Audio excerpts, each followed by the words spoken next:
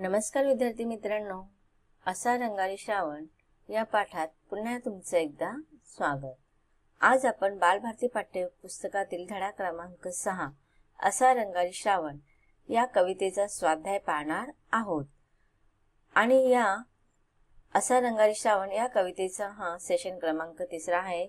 Session क्रमांक 1 आणि 2 मध्ये आपण कविता विस्तारित रूपामध्ये शिकलो।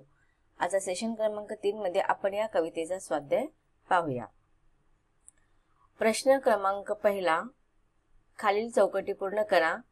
कवीने श्रावण महिन्याला दिलेली नावे। तर ह्या चौकटीमध्ये तुम्हाला उत्तर लिहायचं आहे। बघा इथे उत्तर दिलेले आहेत तुम्हाला।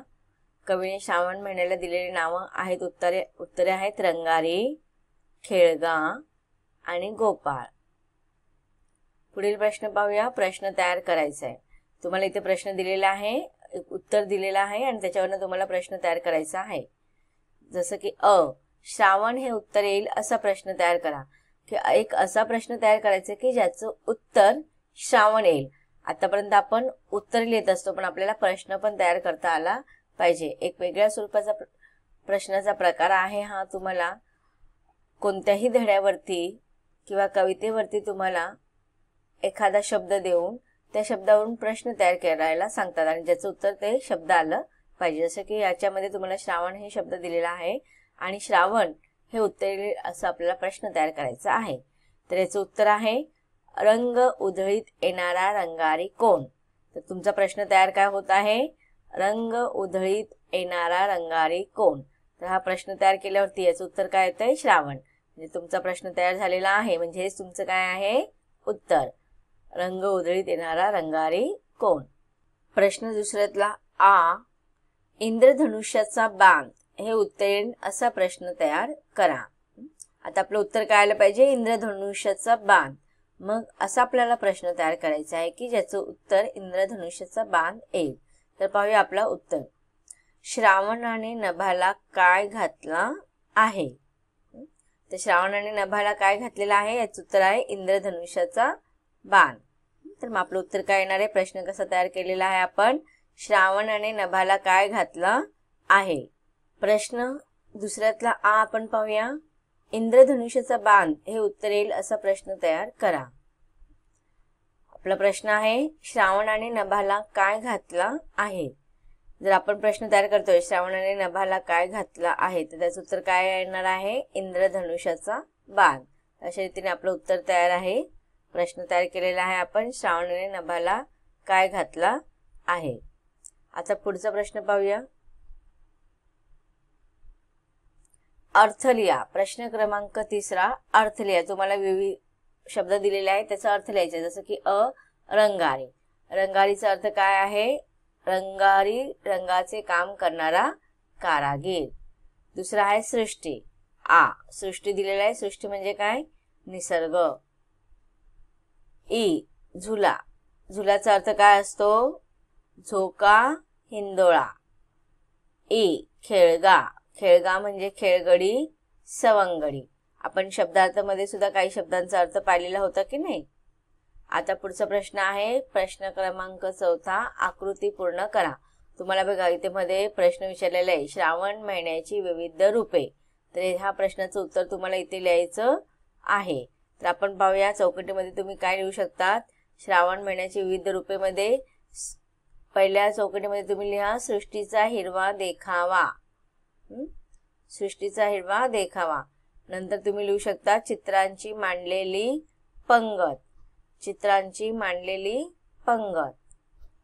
पुढील चौकटीमध्ये तुम्ही लिहू शकतात रिमझिम सरीचे गाणे। रिमझिम सरीचे गाणे। त्या पुढील चौकटीत तुम्ही लिहू शकतात पाना फुलांचे पातळ व फुलांची नक्षी। पाना फुलांचे पातळ व फुलांची नक्षी। अशा रीतीने तुम्ही चौकटी पूर्ण करायच्या आहेत। पुढील प्रश्न क्रमांक 5 हा स्वमत आहे। तुम्हाला या प्रश्नाची उत्तर तुम्ही तुमच्या काल्पनिक विचारानुसार, वैचारिक विचारानुसार तुम्ही लिहू शकतात। बघूया 3 प्रश्न दिलेला आहे। जागोजागी चित्रांचीच त्यानं मांडली पंगत। या ओळीतील कवीची कल्पना तुमच्या शब्दात स्पष्ट करा. आ. नागपंचमी आणि गोकुळाष्टमी या सणांचा कवितेतून व्यक्त होणारा संदर्भ तुमच्या शब्दात लिहा. ई. कवितेतून व्यक्त झालेली रंगारी श्रावण तुम्हाला का आवडला ते तुमच्या शब्दात सांगा. तर ह्या 3 प्रश्नांचं उत्तर आता आपण अभ्यासूया. अ. जागोजागी चित्रांचीच त्यानं मांडली पंगत या ओळीतील कवीची कल्पना तुमच्या शब्दात स्पष्ट करा. उत्तराय. श्रावण हा सृष्टीला नटवणारा रंगारी आहे. श्रावणामधील निसर्गातील रंग बदल असा रंगारी श्रावण या कवितेत कवींनी वर्णन केलेलं आहे. श्रावण हा सृष्टीचा चित्रकार आहे. त्याने हिरवा निसर्ग रेखाटला आहे. हा सुंदर कलावंत अशी किमया करतो की जागोजागी सृष्टीमध्ये त्याने चित्रांची रांगच सजवली आहे. यातील अर्थ असा आहे की आवरणातील रिमझिम बरसणाऱ्या पावसामुळे डोंगर हिरवेगार होतात. आता ह्या प्रश्नाचं पुढे अजून उत्तर कंटिन्यू आहे. हा प्रश्न संपलेला नाहीये, थोडा मोठा आहे. तर ह्या प्रश्नाचं उत्तर पुढच्या स्लाइडमध्ये दाखवलेलं आहे. झाडे तजेलदार होतात. धरतीवर हिरवी मखमल अंथरल्यासारखी वाटते. आकाशात सप्तरंगी इंद्रधनुष्य फुलते. मध्येच पडणाऱ्या उन्हामुळे पाना फुलांचा रंग बहरतो. या सर्व गोष्टी श्रावणात दिसतात. म्हणून कवींनी अशी कल्पना केली आहे की जणू श्रावण हा थोर कसबी चित्रकार आहे आणि सृष्टीमध्ये जागोजागी त्याने वेगवेगळ्या चित्रांची पंगत मांडलेली आहे. तर हे झालं प्रश्न अ चं उत्तर. आता पुढचा आ प्रश्न पाहूया. नागपंचमी आणि गोकुळाष्टमी या सणांचा कवितेतून व्यक्त होणारा संदर्भ तुमच्या शब्दात लिहा. आता पाहूया आपण ह्या प्रश्नाचं उत्तर. श्रावण महिन्यात नागपंचमी व गोकुळाष्टमी हे सण साजरे केले जातात. चलगसे वारुळाला नागोबाला पुजायला अशी नागपंचमीची गाणी मुली व स्त्रिया गात गात पूजा करतात. याचा संदर्भ खुबीने कवितेत आणला आहे. तो असा की श्रावण मुलींसाठी झाडावर झुले टांगतो व त्यांना झुलवतो. त्या झुल्यावर बसून मुली जी नागपंचमीची गाणी गातात त्या पोरींच्या गाण्याला श्रावण नादमय किंवा संगीतमय लय देतो. या प्रश्नाचं उत्तर पुढच्या स्लाइडमध्ये कंटिन्यू केलेलं आहे. प्रश्न आहे इथे आणि त्याचं उत्तर पुढचं कंटिन्यू.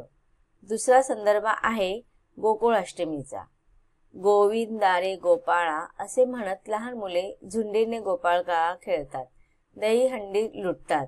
याचा संदर्भ देताना कवी म्हणतात की स्वतः श्रावण त्या पोरांमध्ये खेळण्यासाठी खेळगा म्हणजेच काय खेळगडी होतो. खेळगडी म्हणजे सवंगडी किंवा सोबती मित्र म्हणू शकतो आपण त्याला. दहीहंडीच्या जुलसात तो चिंब झालेला गोपाळ म्हणून सामील होतो. हा प्रश्न इथे संपलेला आहे. आता पुढचा प्रश्न बघूया. ई. कवितेतून व्यक्त झालेला रंगारी श्रावण तुम्हाला का आवडला ते तुमच्या शब्दात सांगा. बघूया या प्रश्नाचं उत्तर. निसर्गामध्ये रंगारी उधळण करणाऱ्या श्रावणाला कवींनी रंगारी म्हटले आहे. तो सृष्टीचा सुंदर व कुशल चित्रकार आहे. त्याने सर्वत्र हिरवा देखावा रंगवलेला आहे. तो अवखळ व खट्याळही आहे. श्रावण अवखळ डोंगरदऱ्यात नाचतो, नदीशी झिम्मा खेळतो, रिमझिम सरी गाणे झाडांना ऐकवतो, वेलीच्या वेण्या घालून त्याच पानं फुलांचे थेंबाथेंबांचे पातळ नेसवून नटवतो. तो झुल्याच्या झुलणाऱ्या मुलींच्या. उत्तर कंटिन्यू पुढच्या स्लाइडमध्ये सांगितलेला आहे मी. हा श्रावण महिना म्हणजेच कोण तो झुल्याच्या झुलणाऱ्या मुलींच्या गाण्यांना लय सुद्धा देतो. दहीहंडेमध्ये गोपी बनून सामील होतो. रंगारी श्रावण पावसाचे घर उन्हामध्ये बांधतो व त्याच्या खोड्या काढून झाडामागे दडतो. आकाशात इंद्रधनुष्याचा बांध घालतो आणि रानात रंगीबिरंगी फुलांची नक्षी कोरतो. शेवटी रंगारी श्रावण हिरव्या मळ्यामध्येच खोपा करून राहतो. असा हा हुरहुन्नरी किमयगार व रंगांचा जादूगार असलेला श्रावण मला खूप आवडतो. या प्रश्नाचं उत्तर इथे संपलेलं आहे. पुढचा प्रश्न आहे खेळूया शब्दांची. कवितेतील यमक जुळणाऱ्या शब्दांच्या जोड्या लावा. इथे बघा प्रश्न दिलेला आहे तुम्हाला.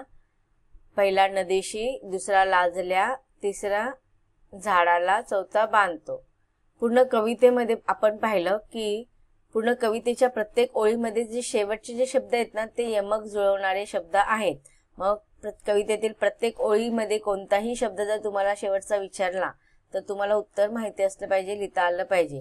कविता शिकवताना पहिल्या सेशनमध्ये मी तुम्हाला सांगितलेलं आहे की नदीशी, झाडांशी, लाजल्या, सजल्या, हे सगळं तुम्हाला प्रत्येक कवितेच्या प्रत्येक ओळीच्या प्रत्येक शेवटी जो दिलेला शब्द आहे तो यमक जुळवणारा शब्द आहे. इथे तुम्हाला फक्त त्याच्यातले 4च विचारलेले आहेत, पण असे भरपूर शब्द आहेत ते तुम्ही कवितेतून शोधून लिहू शकता. उत्तर पाहूया. नदीशीचं उत्तर आहे झाडांशी. नंतर दुसरा आहे लाजल्या, लाजल्याचं उत्तर येणार सजल्या. तिसरा आहे झाडाला, झाडालाचं उत्तर येणार गाण्याला. बांधतो, चौथा आहे बांधतो, तर उत्तर येणार लपतो. आता बघा तुम्हाला इथे यमक जुळवणारे शब्द इंग्लिशमध्ये आपण त्याला रायमिंग वर्ड्स म्हणतो की नाही. शेवटी जो शब्द असतो ना तो अक्षर जे असतं ना शेवटचं ते सेम आलं पाहिजे. जसं शी, शी, नदीशी, झाडांशी, याच्यामध्ये शी आणि शी. लाजल्या, सजल्यामध्ये ल्या, ल्या, बघा हे काय आहे सेम अक्षर आहे की नाही, सारखं अक्षर. झाडाला, गाण्याला, याच्यामध्ये ला, ला. बांधतो, लपतो मध्ये तो, तो. तर असे सारखे अक्षर असतात शेवटी शब्दांच्या, त्याला आपण यमक असे म्हणतो. तर विद्यार्थी मित्रांनो, आपण असा रंगारी श्रावण या कवितेला विविध 3 भागामध्ये शिकलेलो आहोत. पहिल्या 2 भागामध्ये कविता आपण विस्तारित रूपामध्ये शिकलो आणि कवितेच्या 3ऱ्या भागामध्ये आपण कवितेचा स्वाध्याय शिकलो. ही कविता आणि त्यावरील प्रश्न उत्तराचा हा भाग इथे संपतो. धन्यवाद.